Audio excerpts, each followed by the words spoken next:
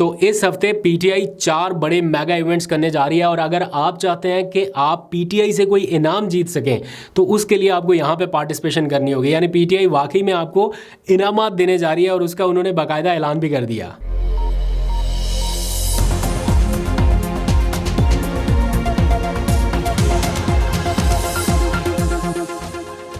बिस्मिल्लाहिर्रहमानिर्रहीम, अस्सलाम वालेकुम। पाकिस्तान और दुनिया भर में देखने और सुनने वालों को अब्दुल कादिर का सलाम। मुल्क की सियासी सूरत हाल के हवाले से बहुत सारी खबरें आपको बताने के लिए रेड जोन से लेके अडयाला जेल तक और फिर सियासी मंजरनामे से कुछ ही देर में सारी तफसील आपके सामने रखूंगा। लेकिन पहले थोड़ी सी बात करते हैं रियासत के हवाले से, फिर पीटीआई की जो ताज़ा तरीन सूरत हाल है, आज की जो अपडेट्स हैं वो आपके सामने रखूंगा। इमरान खान के मुकदमात, जेल ट्रायल और फिर इसके हवाले से इस्लामाबाद हाई कोर्ट की आज की कार्रवाई क्या रही। फिर पीटीआई की इंतखाबी तैयारी मुकम्मल हो गई है, लिस्टें बन गई हैं और एक दिन के बाद यानी हफ्ते से 4 बड़े मेगा इवेंट्स शुरू होने जा रहे हैं। अगर आपको आपके हलके के उम्मीदवार का नाम और निशान मालूम नहीं है तो ये सब कैसे पता चलेगा, ये सारी तफसीलात भी कुछ ही देर में आपके सामने रखते हैं। लेकिन पहले थोड़ा सा जिक्र सिक्योरिटी फोर्सेस का, जिन्होंने ऑपरेशन मर्ग बर सरमचार के ज़रिए ईरान को मौसर जवाब देकर पाकिस्तान का मुकदमा मजबूत कर दिया है। बिलाशुबा लंबी खामोशी कई सवालात को जन्म दे सकती थी, इसलिए मौसर मगर फौरी रद्दमल ज़रूरी था और अवामी सतह पर भी ये मुतालबा किया जा रहा था कि जितना जल्दी हो सके रिटेलिएट करना चाहिए, जवाब देना चाहिए। और आज ईरान के हमले का पहला जवाब दिया गया। तर्जुमान दफ्तर खारजा और ISPR की जानिब से भी बताया गया कि एक मिलिट्री ऑपरेशन के दौरान मुतअद्दिद दहशतगर्द हलाक कर दिए गए हैं। ऐसे किसी भी मौके पर बर्री, बहरी और फ़िज़ाई तीनों फोर्सेस का जॉइंट या कंबाइंड ऑपरेशन होता है, तो इसलिए तमाम फोर्सेस ने भरपूर और ज़बरदस्त जवाबी रद्दमल दिया। इंशाल्लाह उम्मीद है कि अगले रद्दमल की ज़रूरत नहीं पड़ेगी, इसी से सबक सीख जाएंगे। थोड़ी सी बात करते हैं सियासी मामलात के हवाले से, बिकॉज़ वहाँ से भी बहुत सारी खबरें हैं और वो सारे मामलात जुड़े हैं इन सारी एक्टिविटीज़ के साथ। अगर तो अब इंतखाबात होते हैं, क्वेश्चन मार्क मैं इसलिए डाल रहा हूँ बिकॉज इन हालात में इंतखाबात का हो जाना, इसके ऊपर एक बार फिर से क्वेश्चन मार्क लगना शुरू हो गया या लोग ये सोशल सर्कल में ये डिस्कस करना शुरू हो गए हैं कि क्या ये इंतखाबात हो पाएंगे या नहीं। तो इसका जवाब जो है वो शायद कल मिल जाएगा, क्योंकि कल निगरान वज़ीर आज़म अनवारुल हक काकड़ की ज़ेर सदारत मुल्की सलामती कमेटी का एक एपेक्स इजलास होने जा रहा है, यानी सबसे बड़ा फोरम एपेक्स कमेटी का इजलास है। तो वो होने जा रहा है जिसमें मुसल्लह अफवाज के सरबराहान शरीक होंगे।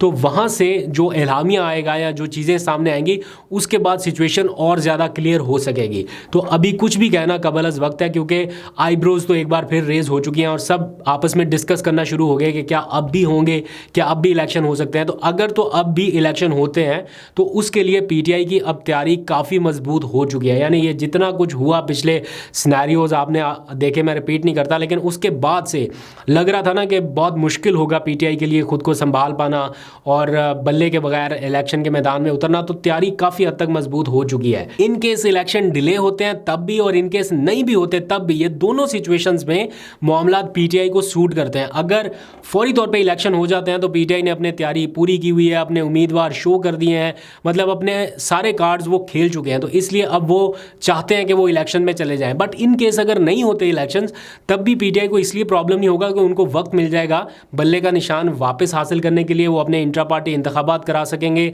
और काफ़ी कुछ हो चुका होगा। तो अगर शेड्यूल में थोड़ी बहुत तब्दीली होती है तो उसका फ़ायदा जो है वो पीटीआई उठा सकती है। वरना जिस किस्म के इलेक्शंस इस वक्त पाकिस्तान में हो रहे हैं, पीटीआई के बगैर उन इलेक्शंस का कोई मज़ा नहीं है, ना कोई क्रेडिबिलिटी है, ना कोई माहौल बन रहा है और ना आगे जाके इसका फ़ायदा होना है। अभी आप कहीं बाहर निकल जाएं, आप देखेंगे हर तरफ या तो पीपल्स पार्टी के झंडे लगे हुए हैं या मुस्लिम लीग नून के लगे हुए हैं और पीटीआई को खुल के उस तरह से खेलने का मौका नहीं मिल रहा हो तो झंडा भी थाम के बाहर नहीं निकल सकते। हाँ, कन्वेंशन हो रहे हैं, जलसे लोग कर रहे हैं, वो बहुत ज़ोर ज़बरदस्ती से जहाँ पे कहीं पे जोर चल जाता है पीटीआई के लोगों का वहाँ पे कर लेते हैं, मतलब ओपन एक्सेस किसी को नहीं है। तो इसलिए इन हालात में एक तो पीटीआई की जो मुहिम ग्राउंड के ऊपर नहीं चल रही, उसका तोड़ तो आपको पता है कि सोशल मीडिया ही है। तो सोशल मीडिया के ऊपर हफ्ते से पीटीआई अपनी इंतखाबी मुहिम शुरू करने जा रही है और back to back 4 mega events आने जा रहे हैं। एक एक करके मैं आपके सामने रख देता हूँ। हूँ। पहले ज़रा सा सुन लें कि एक तो आज लिस्टें लग गई हैं, सारी जितनी भी थी तमाम उम्मीदवारों की लिस्टें आज मुकम्मल हो गई हैं।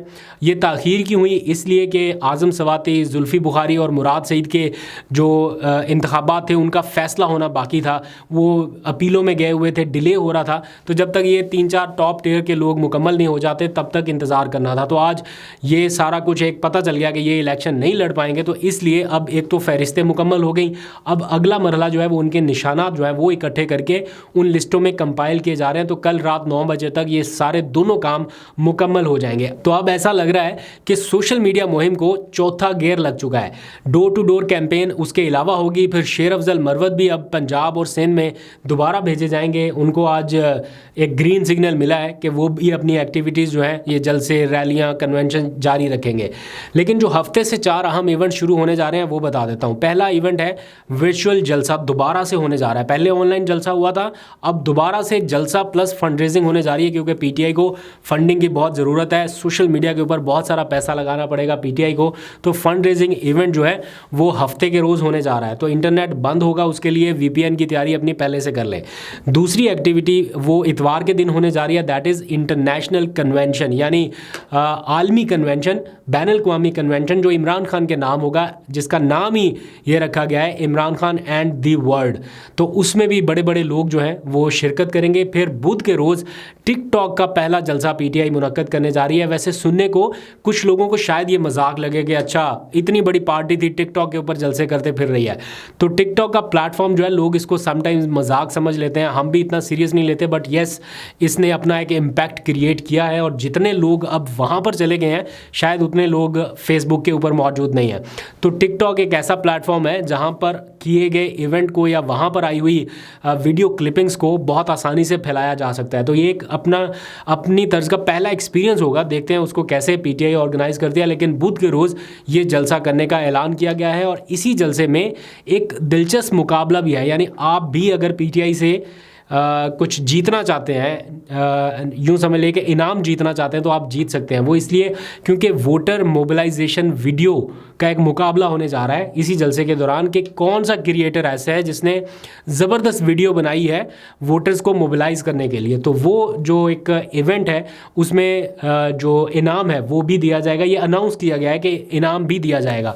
तो देखते हैं किसको मिलता है। फिर इंतखाबी निशान ढूंढने के ज़राए और उनकी ट्रेनिंग के किस तरह से इंतखाबी निशान ढूंढने जाने हैं, ये भी इस इवेंट का हिस्सा बना दिया गया है। यानी इन इवेंट्स को, जितने भी इवेंट्स होंगे, इनमें एक चीज़ बार बार बताई जाएगी कि उम्मीदवार का नाम कैसे ढूंढना है, उसका निशान कैसे ढूंढना है। तो उसके लिए जो पीटीआई की टीमें हैं, सोशल मीडिया टीमें, वो सर जोड़े बैठी हैं, लगी हुई हैं। एप्लीकेशन बनानी है, वेबसाइट बनानी है, टिकटॉक पे बताना है कैसे क्या करना है। ये सारी चीज़ें आपको इसी एक आध हफ्ते के अंदर अंदर बता दी जाएंगी।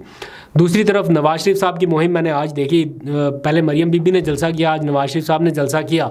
तो वो अभी भी मुझे क्यों निकाला वाला सवाल जो है वो पूछ रहे हैं और थोड़ा फ्रेज़ करके पूछ रहे हैं, यानी डिफरेंट अंदाज से। और वो कह रहे हैं कि मुझे ना निकाला जाता तो आज पाकिस्तान एशियन टाइगर होता या एशियन टाइगर बन चुका होता।